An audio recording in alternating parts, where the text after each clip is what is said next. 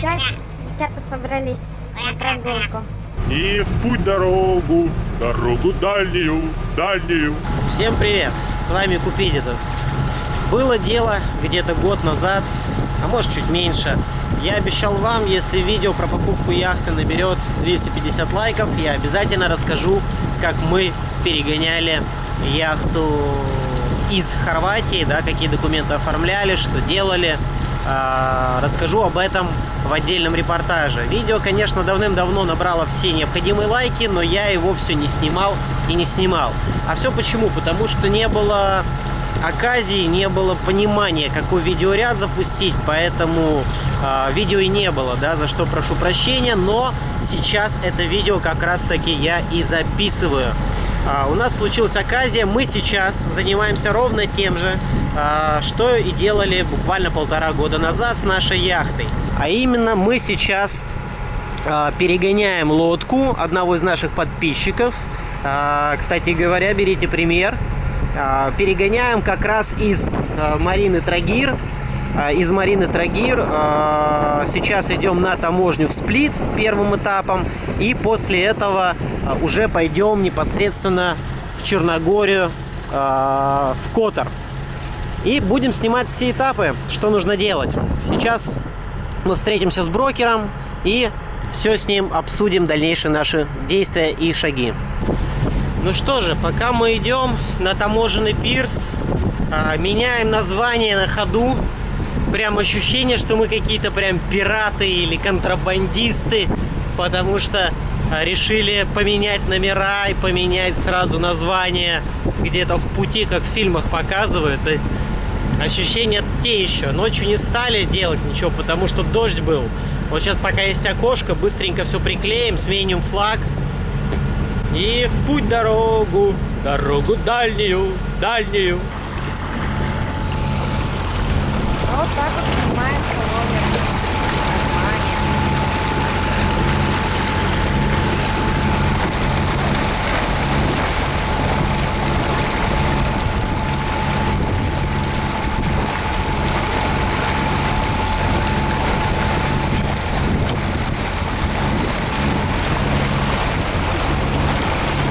Тяжелая эта работа.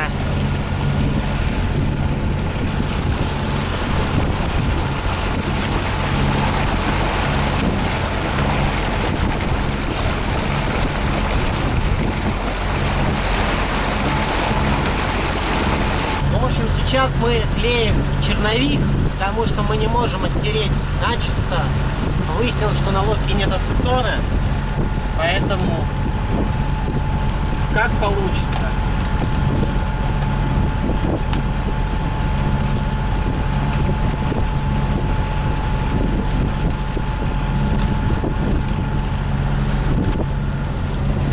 Та-та-та-та-та-та-та-та-та. Ой, главное не выпустить.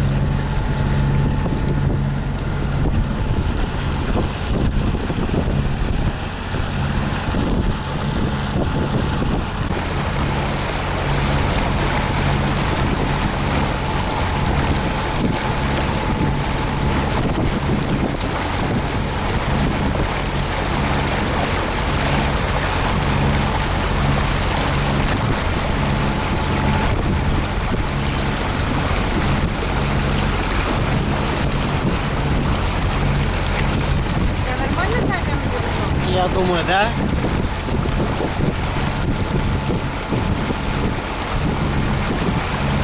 Ну что, Нептун, принимай нового испеченного.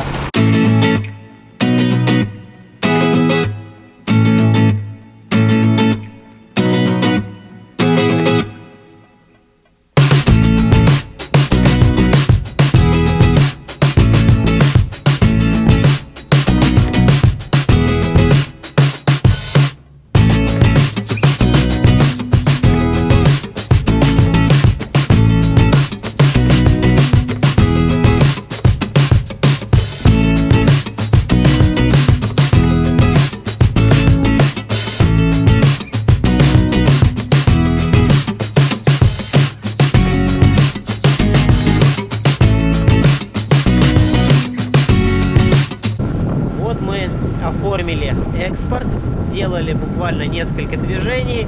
Надо было зайти в капитанию, лючку капитана, оформить крюлист. Затем надо пойти в граничную полицию. И, соответственно, там оформляется, там ничего не оформляется уже, там ставится печать о том, что лодка покинула воды, намеревается покидать воды Хорватии, и спокойненько оставит печать уже в паспорт, печать на крюлист, и будь свободен. Вот, Сплит, потихонечку идем, где-то 7-8 узлов, там 7,5-8, вот так вот. Лодочка пустая, летит, как миленькая. Погода начинает проясняться, потихонечку проясняться. В общем, достаточно все неплохо. Погода ясная, дельфины в море купаются, провожают нас из Хорватии. Посмотрите, какой закат. Вообще отлично. Да, дельфины, кажется, не проплатили на камеру, чтобы поработали. Но они были, поверьте. 3 дельфина, как пить дать. Они пересекающимися курсами с нами шли. Ой, что-то в этом море... Ой, что-то в этом море качает в вашем. Ой. Ну, наверное, камера не захватит уже. Вот, расходимся с лайнером. Да, что-то как-то тут такая волнишка противненькая. Ветра нет, стабилизироваться на парусе. Но ничего страшного, потихонечку, не спеша. Идем. Ой, сколько паромов пошло. Даже Анечка закат вот фотографирует. А я обычно не фотографирую. Фотографирует. Вот. Вот такой вот красивый закатик. Волнишка какая-то. Ну, лодка легкая, поэтому качает ее сильно. Не нагружена, пустая совсем. Даже носовой танк не залили зачем-то. Надо было залить, чтобы меньше качало. Вот. Ветра, как видите, никакого нет. Легкая рябь, 4-5 узлов. Ну, как-то так вот двигаемся. Анечка пошла греться. Будем по очереди, так сказать, бдеть. Начинать.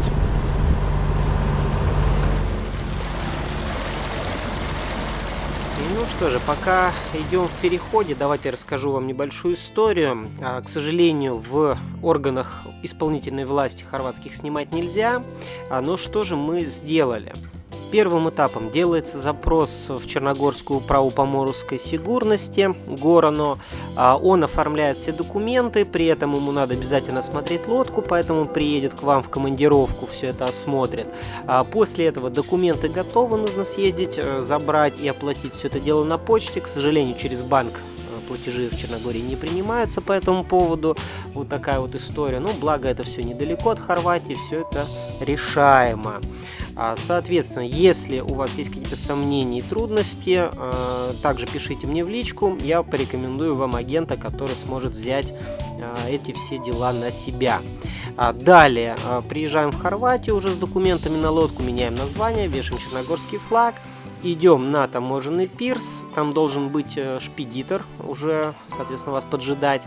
В капитанерии оформляется крюлист и выход из Хорватии. При этом не надо оплачивать ни виньетку, ни туристический налог на лодку. Что тоже, кстати говоря, немаловажно, потому что сейчас очень сильно подняли на это дело цены. Дальше идем на таможню, заполняем экспортную декларацию. После этого вы можете быть свободными. То есть, как видите, ничего абсолютно сложного нет, но обратите внимание, что продавец лодки должен обеспечить вам обязательно шпедитора, чтобы вам за это не платить отдельную денежку. Красотулечки, дельфишечки.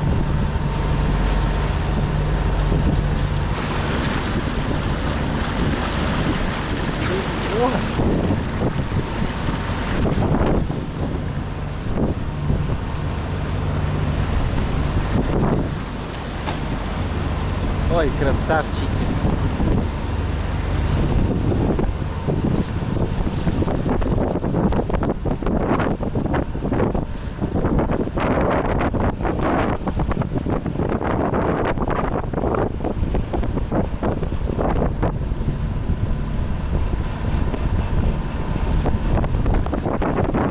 Вот мы и входим в Черногорию.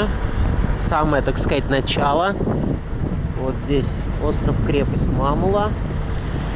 Это хорватский берег.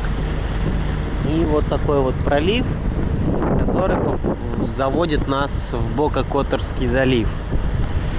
По идее, вот сейчас там справа мы уже видим Зеленику. Там первый ближайший порт входа, куда мы, по идее, должны пойти. Но мы уже, так сказать, опытные ребята, знаем, как в Зеленике любят иностранцев, везущих новые яхты в Черногорию. Поэтому туда мы не пойдем. Пойдем сразу в Порто-Монтенегро. И в крайнем случае, если что, свернем в Котор. Там мы уже обо всем договорились. Почему мы не хотим идти в Зеленику и почему это не будет нарушением? Об этом как раз сейчас расскажу. Только сейчас придем, возьму нормальный микрофон и расскажу, почему так.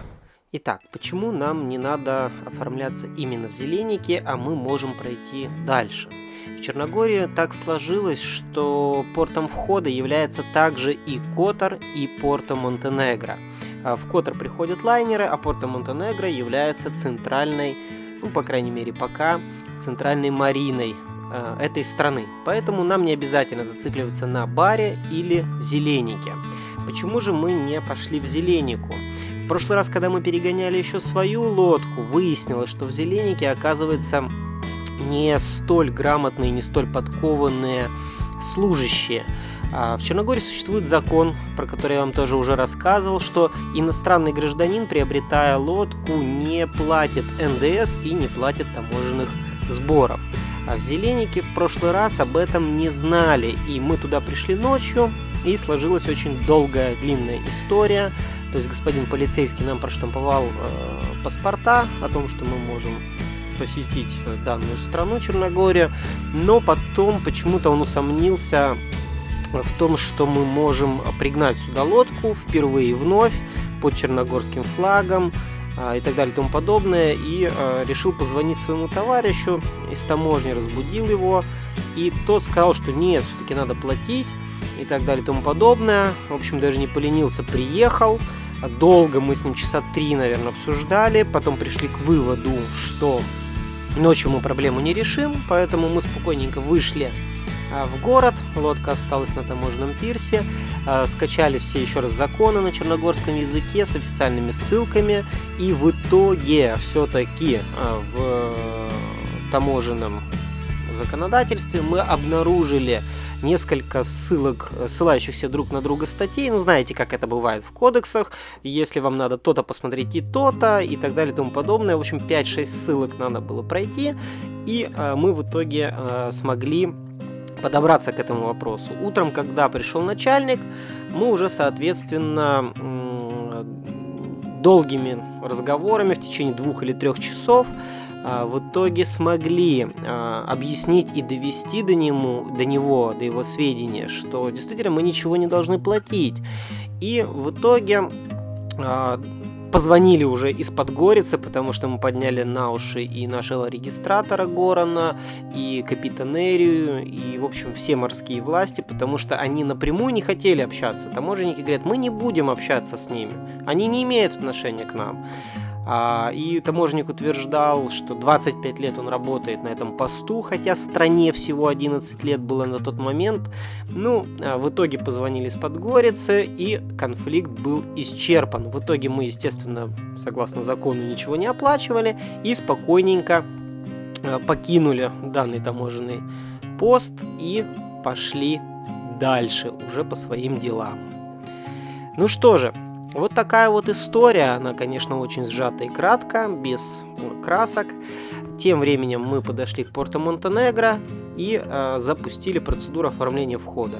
Для этого требуется всего ничего, нужно предъявить регистрацию лодки, нужно предъявить права на управление лодки. Я сейчас предъявляю права Всероссийской Федерации парусного спорта, и они вполне подходят. Соответственно, крюлист оформляется прямо на месте, нужна страховочка. И буквально в 3 кабинета надо зайти, полиция ставит печать, капитанерия, лючка капитана дает крюлист, и, соответственно, таможня говорит: да, окей, Черногорская застава, можете идти дальше. Если вы приходите на иностранной яхте, вам потребуется еще оформить и оплатить, что немаловажно, виньетку на право хождения по черногорским водам. Вот так вот выглядит таможенный пирс. Вот тот, что за забором, не перепутайте.